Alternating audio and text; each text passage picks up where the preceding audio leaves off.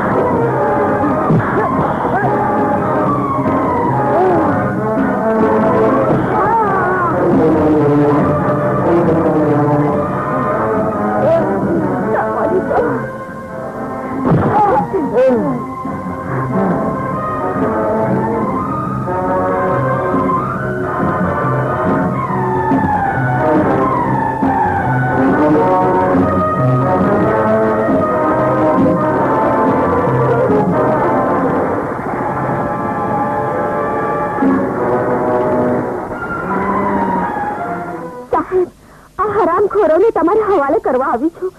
એમને મારા પર હુમલો કર્યો છે. મારા કાકાને પણ સખત ઘાયલ કર્યા છે. મારે મારા કાકાને હોસ્પિટલ ભેગા કરવા છે સાહેબ. બાકીની વિગત હું પછી આવીને કહીશ. કાળુભા, આ બંને હરામખોરોને હવાલાતમાં બંધ કરી દો. લઈ જાઓ એમને. ચાલો, થોડા દિવસ કમાવાની ચિંતા માટે. મને મારી ચિંતા નથી ડોક્ટર સાહેબ, મારા કાકાની ચિંતા છે. કેમ છે તેમને? પ્રાથમિક સારવાર તો મેં એમને આપી છે, પણ માથામાં સખત માર વાગવાને કારણે એ હજી બેહોશ છે. પણ હા, બને તેટલું જલ્દી એમનું ઓપરેશન કરવું પડશે. ઓપરેશન? એમને બચાવી લો ડોક્ટર સાહેબ. કોઈ પણ હિસાબે મારા કાકાને બચાવી લો. ચિંતા ના કરો બહેન, હું મારાથી બનતી બધી જ કોશિશ કરીશ. પણ પહેલા તમે ઓપરેશનના પૈસા ભરી જાઓ. કેટલો ખર્ચ આવશે ડોક્ટર સાહેબ? લગભગ 3000 રૂપિયા આવશે. આ લ્યો 3000 રૂપિયા. મુદ્દલ અને વ્યાજ આપી દેજો ને તમારે રિક્ષા લઈ જજો. આજ સુધી ગીરવે રાખેલી વસ્તુઓ કોઈ છોડાવી ગયું નથી, તો આજ શું છોડાવી જશે? ડોક્ટર સાહેબ, આ લો 3000 રૂપિયા ને જલ્દીથી મારા કાકાનું ઓપરેશન કરી દો. ધીરજ રાખો બહેન, ધીરજ રાખો. ઓપરેશન આટલું જલ્દી ન થાય. તમે કામ કરો, ઓફિસમાં પૈસા જમા કરાવી દો અને ઓપરેશન આપણે કાલે સવારે કરીશું. એટલે તમે કાલે સવારે આવજો. ઓકે, ચાલો સર.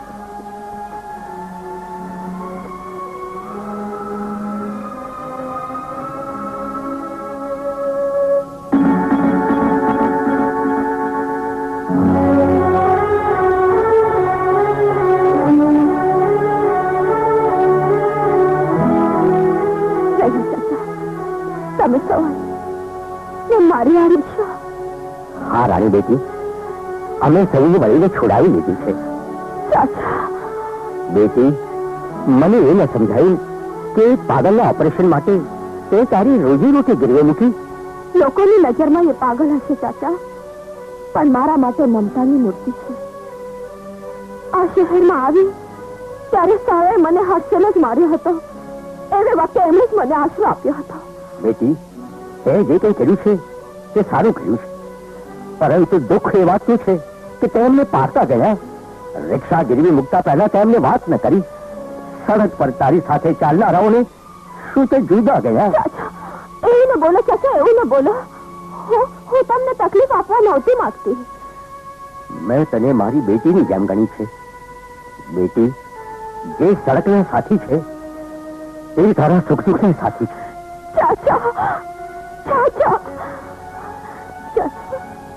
આજે મને ખાતરી થઈ છે કે હું એકલી નથી. તમે સૌ મારી સાથે છો. તમારા સૌનો રોજ હું ક્યારે નહીં ભૂલું.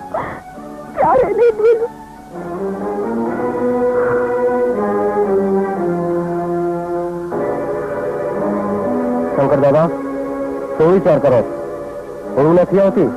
ઊંઘ તો મારી તે દિવસથી હરામ થઈ ગઈ છે જગ્ગુ, જ્યારથી એ રાણી રિક્ષા વાળીએ બધાની વચ્ચે મારું અપમાન કર્યું. ભલ ભલાના માથા ઝુકાવનારા શંકર સિક્કાની સાથે એને વેર બાંધ્યો. સાચી વાત. શંકર દાદા, આજે એના જ કારણે સમાજમાં મારે નીચે જોવાનું થયું, અને આજે આપણા ભોગે સમાજમાં પોતાનું માથું ઊંચું કરીને ફરી રહી છે. જગ્ગુ, ઊંટને જ્યાં સુધી પહાડની નીચે ન લાવો ત્યાં સુધી એ એમ જ સમજતો હોય છે કે દુનિયામાં એનાથી ઊંચું કોઈ જ નથી. મોટા મોટા પહાડને ડૂબાડી દેવા માટે તોફાનનું એક જ મોજું બસ હોય છે. જગ્ગુ, હું જાણું છું કે એ સિંહણ છે, અને એ સિંહણ છે તો હું પણ વાઘ છું. જગ્ગુ, એ સિંહણે આ વાઘને ઘાયલ તો કર્યો છે, પણ ઘાયલ થયેલો વાઘ પોતાના દુશ્મનને ક્યારેય જીવતો નથી છોડતો. જગ્ગુ, હવે જોઈએ છે કે આ વાઘ અને સિંહણની લડાઈમાં કોણ જીતે છે, એ સિંહણ કે આ વાઘ? હવે છોડને માથા કોટ ને સુઈ જા છાની માની. નથી સુવાની. પહેલા જવાબ દે, તે તારી રિક્ષા ગીરવી શું કામ મૂકી? નિશી મરી ગઈ હતી તે મને પારખી ગણી એમ જ ને? નાના કંચન, પણ એટલી રકમ તું તાત્કાલિક ક્યાંથી લાવવાની હતી? અરે હા, આજે તું તારા એને મળી? હા, તું ગઈ કે તરત જ આવ્યા. શા માટે બોલાવી હતી? એ મને પરણવા માંગે છે. અને તો હું પણ. એને તારો હાથ આમ હાથમાં લીધો હશે, આંખોમાં આંખો પરોવીને પૂછ્યું હશે, કંચન, હું તને ચાહું છું, તારી સાથે પરણવા માંગુ છું. નહીં? એમણે મને કહ્યું, કંચન, તારી હામાં મારું જીવન છે ને તારી નામાં મારું મોત. આપણી માટે કોઈ મરવા તૈયાર છે, એ સાંભળવું કેવું સારું લાગે છે નહીં? એક દિવસ તને આવું સાંભળવા મળશે. પણ મારા હૃદયની વાત તો તેવું જાણતા જ નથી. આવી બાબતોમાં તો પુરુષોએ જ પહેલ કરવી જોઈએ. લાગે છે તારા વાળું શરમાય છે. તું એને પતો લખ. અરે પણ મને લખતા વાંચતા આવડતું નથી. એમ કર, હું લખી આપું છું. અત્યારે જ? નહીં તો શું, શુભ કામમાં મોડું ના કરાય. અરે ચલ લખાવ. ના ના, લખાવ તો લખ. નાના થતી પ્રેમ પત્ર લખાવે છે કે નોકરી માટેની અરજી કરે છે?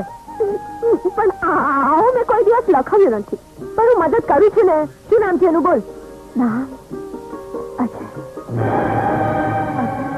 હા, તું રોજ એમને મળે છે.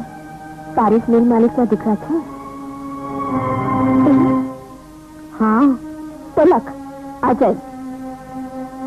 બરોબર છે ને? ખાલી અજય લુખ્ખું લાગશે રાણી. તો શું લખાવું? તું જ કે ને. એમ લખું, પ્રિય અજય. તું એમ કર, આખો કાગળ તું જ લખી દે ને. ભલે. પ્રિય અજય, હું તમને ચાહું છું. પહેલી વાર જોયા ત્યારથી ચાહતી આવી છું. મને લાગે છે કે ભાવોભાવથી આ પ્રીતને હું મારા હૃદયમાં સંગ્રહીને બેઠી છું, પણ તમારી સામે મોં ન ખોલી શકી. મન હર પળે તમને મળવા ઝંકે છે. ક્યારે મળશો? ક્યારે? લેખિતન તમારી, માત્ર તમારી. અરે, તે તો આ પત્ર એવી રીતે લખ્યો છે કે જાણે તારા જ પ્રિયને લખ્યો હોય. લાવ, હું એમને હાથો હાથ પહોંચાડીશ.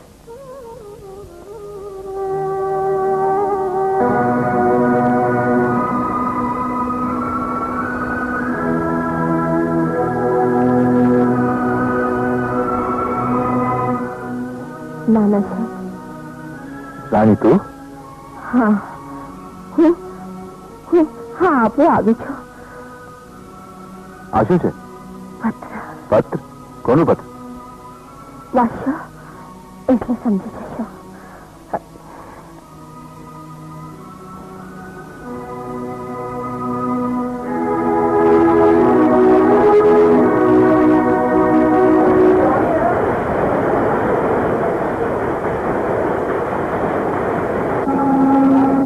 લેખન તમારી, માત્ર તમારી.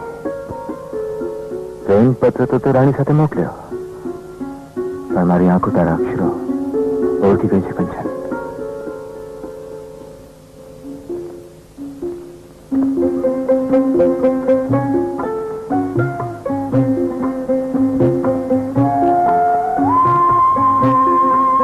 કંચન ક્યાં છે? જી, એમની તબિયત સારી નથી એટલે હમણાં જ ઘરે ગયા છે. તબિયત સારી નથી? શું થયું છે? કોણ જાણે. કંચન, અરે કંચન, શું થયું? તબિયત સારી નથી? માથું દુખે છે એટલે જ ઘરે વહેલી પાછી આવી છે. હું દવાખાને જાઉં છું. તું એ ચાલ મારી સાથે. ના, સેજ માથું દુખે છે. આરામ કરીશ એટલે આપને એ ઉતરી જશે. જેવી તારી મરજી. હું જાઉં છું.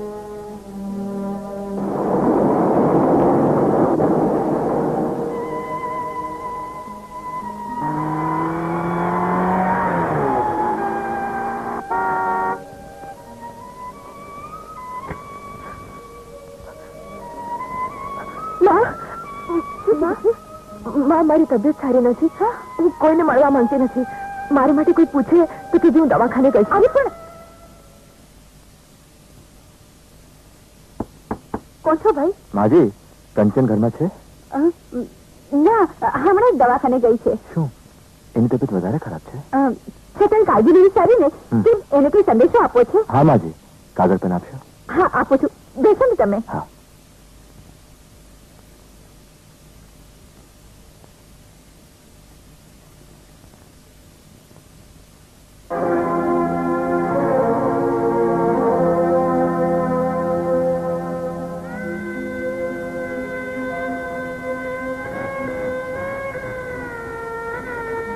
માજી, આ કંચનને આપી દેજો. ભલે, કઈ લેશો? નહીં, કઈ નહીં. અત્યારે ઉતાવળમાં છું. ફરી કોઈ વાત. આવજો.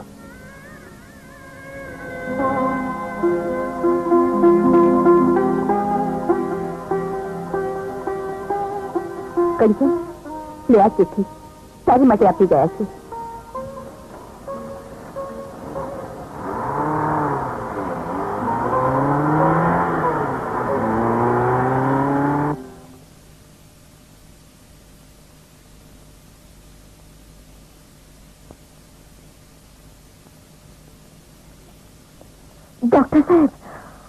ડોક્ટર સાહેબ, હવે મારા કાકાની તબિયત કેમ છે?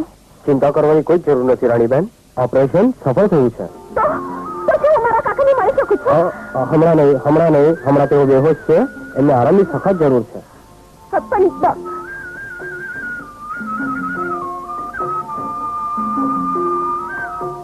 રાણીબેન, ઓપરેશન વખતે દર્દી પાસેથી આ પાકેટ મળ્યું છે.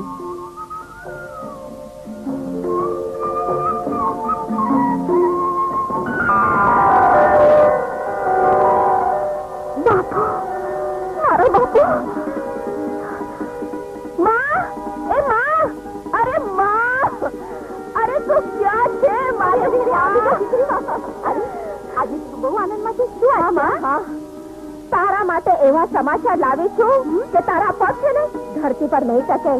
તારા અંતરમાં આનંદ છલકાઈને ઉભરાઈ જશે. અરે, એવી રીતે ખબર લાવી છે બેટા? ખબર જ એવી છે, વખત આવે કહીશ. માં, તું શાકભાજી લેવા જાય છે ને, તો આવતી વખતે આટલી મીઠાઈ લાવજે. આટલી. હા, આટલી મીઠાઈ લાવી. આટલી મીઠાઈ ખાવી છે પણ મોં ખોલવો નથી. અરે મોં,